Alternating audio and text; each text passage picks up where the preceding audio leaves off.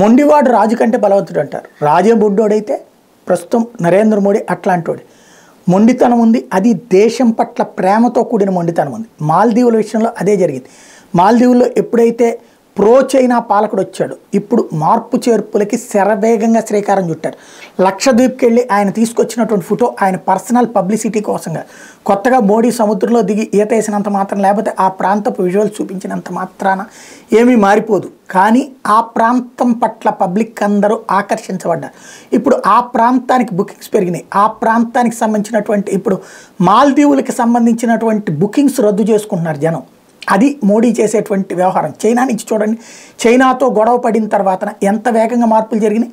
China నుంచి దిగుమతి చేసుకునే వెరైటీస్ ఆపేసాం. మన దీపావళికి కానీ వినాయక చవితికి కానీ ప్రతి పండక్కి వాళ్ళేమో నాస్తికులు, కానీ మన దేశంలో పండగల పేరు చెప్పుకుని డబ్బులు సంపాదించుకుంటుంటారు. అట్లాంటి వాటిని ఆపేస్తే వాటి వల్ల మన దేశంలో ఉత్తరప్రదేశ్, బీహార్ లాంటి చోట్ల ఎన్ని కొత్త స్మాల్ స్కేల్ ఇండస్ట్రీస్ పెరిగి ఉపాధి అవకాశాలు పెరిగినాయి.